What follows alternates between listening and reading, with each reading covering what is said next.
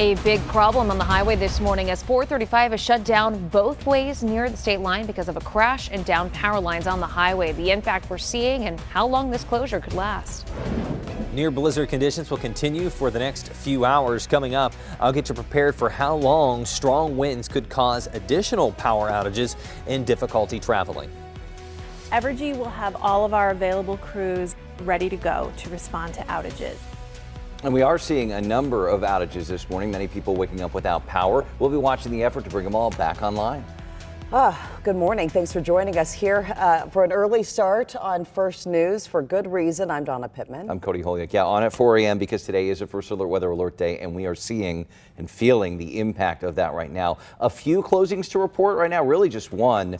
We have Fort Leavenworth schools. You are closed for today. Pretty much everything else we have on our website is a delay. So the Truman Presidential Library Museum is on a 2-hour delay, and there are, I think, 6 other delays right now. We have that all on our website, KMBC.com. All right. Of course, Nick Bender, Jamie Weiss watching one of these days where, like many, the weather and the drive really are impacting each other. The weather is impacting the drive. My gosh. Yeah, I mean, even on my drive-in, the roads themselves looked a lot better than previous snowstorms we dealt with, but just the wind has been crazy. We have that situation on 435 that we'll talk about in just a bit, but Kansas drivers are going to have to find another route. That's going to be a huge issue. Yeah, my roads this morning wet, mainly wet. There was some slush, and temperatures are below freezing, so there are probably going to be some slick spots, but it's really all about the wind. We have a few light bands of snow sweeping through right now. This was the last gasp of the snow. This never really was going to have much of an impact directly, but when you tie the snow in with the wind,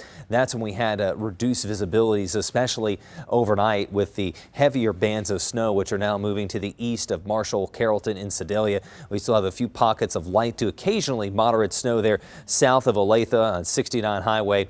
You get down to the east of Paola and Lacine. There's a heavier band of snow sweeping through there, but all shades of light blue, so light snow sweeping across 435. I think the snow comes to an end here in Kansas City in the next hour or two from west to east. Blizzard warnings are still in effect until 6 o'clock this morning.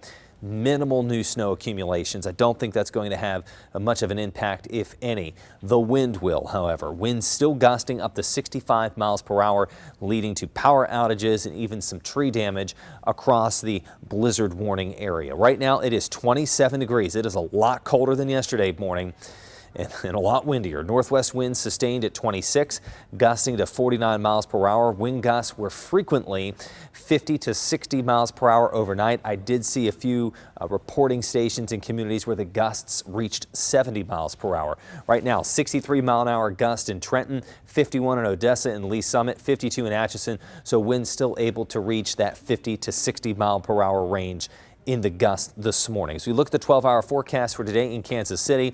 Blowing snow for the next hour or two, then the snow is done with wind gusts above 50 miles per hour stretching through lunchtime, and then the wind will decrease this afternoon, but it is still going to remain windy. The clouds will clear out. We'll end the day with sunshine and much colder than yesterday. Highs only in the mid-30s. Jamie. Okay, appreciate the heads up, Nick. We do want to get back, though, to that breaking news situation in Kansas. We're taking a live look right now, 435 near Null, where you just see everything completely shut down. We can tell you that eastbound and westbound 435 is shut down in both directions at Rowe because of an accident.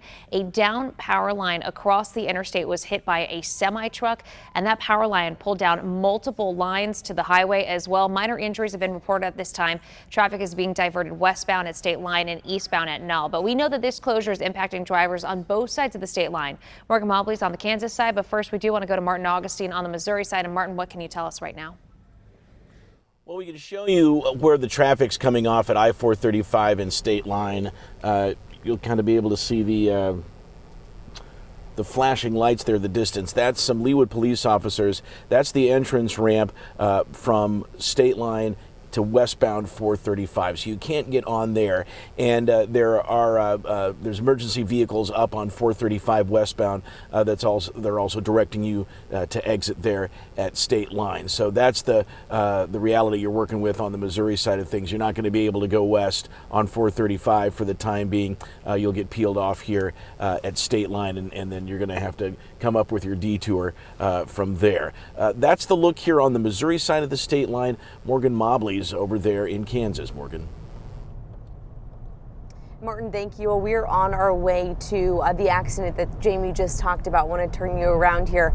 We're on our way to I-435, a crash near Rowe that has shut down the highway to State Line, both 435 westbound and eastbound closed. Obviously, that is a huge headline this morning.